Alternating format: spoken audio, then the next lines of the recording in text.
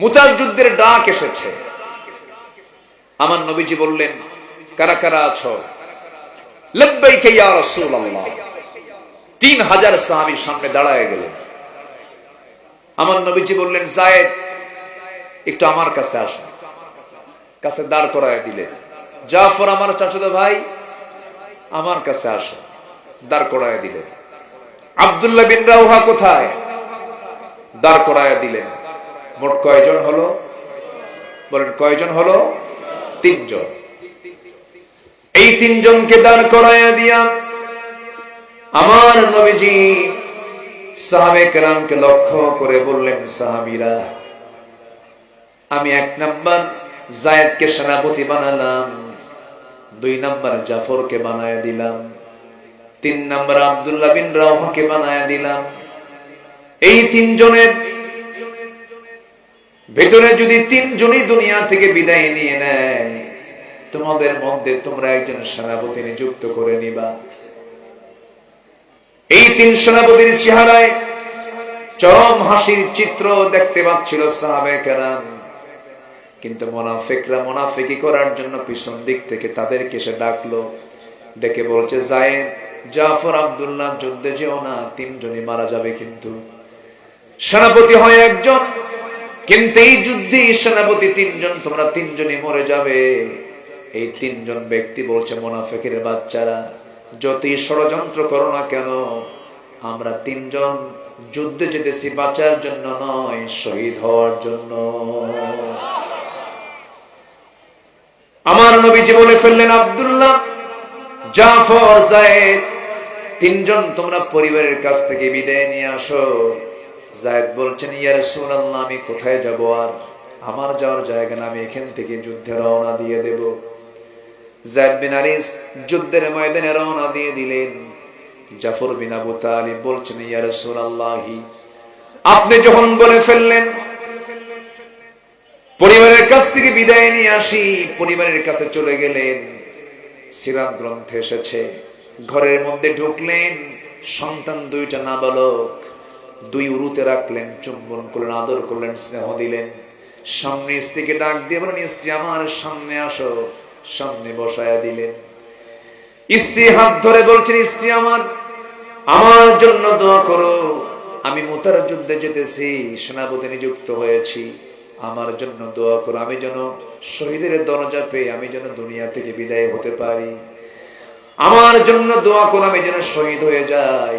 এই জন্মে তোমার সঙ্গে আর দেখা হবে না, আশা রাখি তোমার সঙ্গে জান্নাতের সিঁড়িতে আমার দেখা হয়ে যাবে। স্ত্রী চোখে পানি দেখে জাফর বলছেন, স্ত্রী চোখে পানি কেন? তিনি বলছেন, আমার স্বামী যুদ্ধে যাবেন, আমি কেন আপনাকে বাধা দেব? আপনি যুদ্ধে যান, কিন্তু আপনি শহীদ হয়ে যান, আমি এটা কামনা করবো না, এমন দোয়া আমি করবো না। কারণ এই যে সন্তান 2টা দেখতেছেন, সন্তান 2টা নাবালক, আপনি যদি শহীদ হয়ে যান, সন্তানগুলো তো 2টা এতিম হয়ে যাবে। এই সন্তানগুলোর দিকে তাকায় আমি আপনার জন্য দোয়া করি, আল্লাহ আপনাকে গাজী করে যুদ্ধের ময়দান থেকে ফিরে আনো। আমার নবীজি সঙ্গে সঙ্গে স্ত্রীটার হাতটা টান মেরে ধরলেন। কোমরে ছিল তরবারি, কোষবদ্ধ তরবারি, কোষমুক্ত করে তরবারির উল্টা দিক দিয়ে স্ত্রীর হাতে আঘাত করলেন। আঘাত করে বললেন, আমার স্ত্রী, তরবারি দিয়ে তোমার হাতে আঘাত করলাম, হাত কাটছে নাকি? না কাটে নাই। কেন কাটলো না? উল্টা দিকে মেরেছেন। এবার তিনি বলছেন, আমার স্ত্রী, আমার জন্য এতক্ষণ ধরে যে দোয়াটা করেছো সম্পূর্ণ উল্টা দোয়া, আমি নিশ্চিত আমি শহীদ হয়ে যাব। আমার আগে একজন সেনাপতি, পরে একজন সেনাপতি, আমি নিশ্চিত আমি শহীদ হয়ে যাব। নাকের মধ্যে জান্নাতের গন্ধ পাচ্ছি রে আমার স্ত্রী।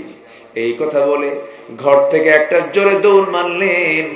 পিছন দিক থেকে সন্তানগুলো কাটা কবুতরের মতো ছটফট করতে করতে আব্বা আব্বা বলে ডাকতে ডাকতে পিছে পিছে যাচ্ছে।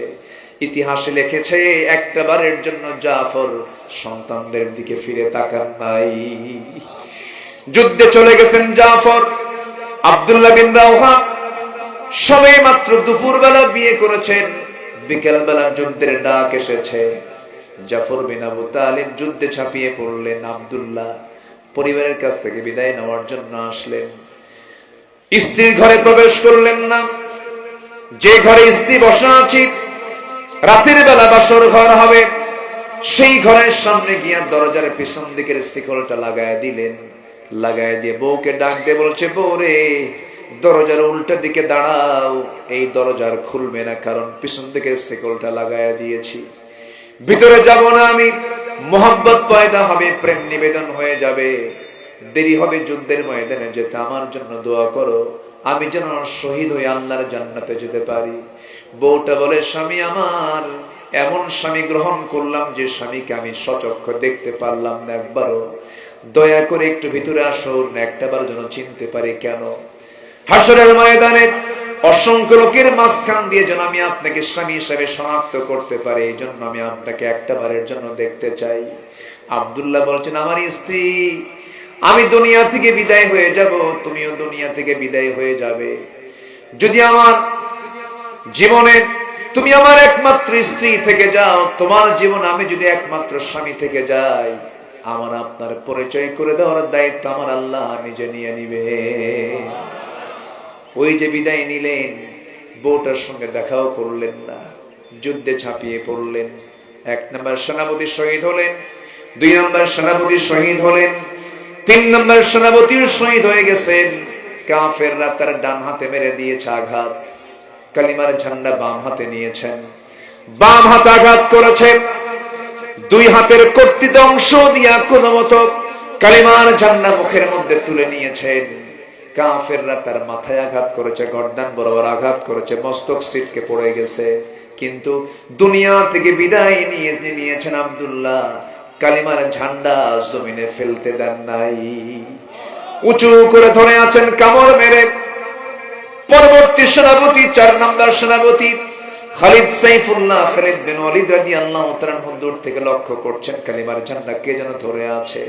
দৌড় মেরে কাছে গিয়ে দেখেন কালিমার ঝান্ডা কেউ ধরে নাই, কিন্তু আব্দুল্লাহ কামড় মেরে কালিমার ঝান্ডা আকাশমুখী ধরে আছে।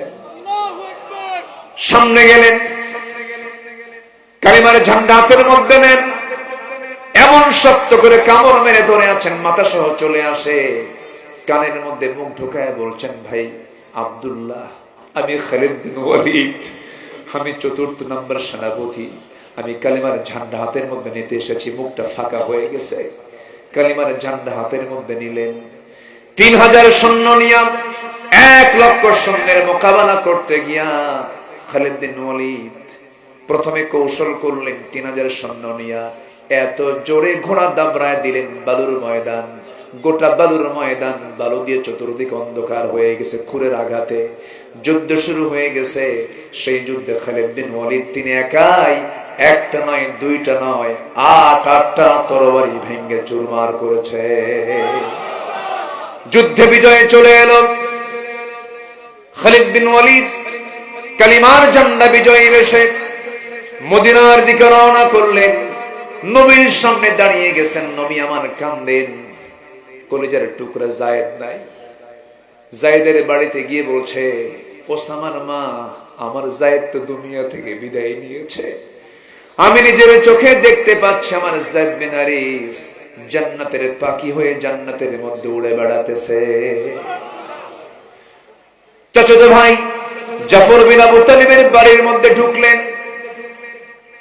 কলিজার টুকরা সন্তান 2টা কোলের মধ্যে তুলে নিয়া চাচাতো ভাইয়ের বউকে লক্ষ্য করে বলছেন, ও জাফরের স্ত্রী, চিন্তা করো না, তোমার স্বামী আমি নিজের চোখে দেখতে পাচ্ছি জান্নাতের পাখি হয়ে জান্নাতের মধ্যে উড়ে বেড়াতেছে। সান্ত্বনা দিলেন।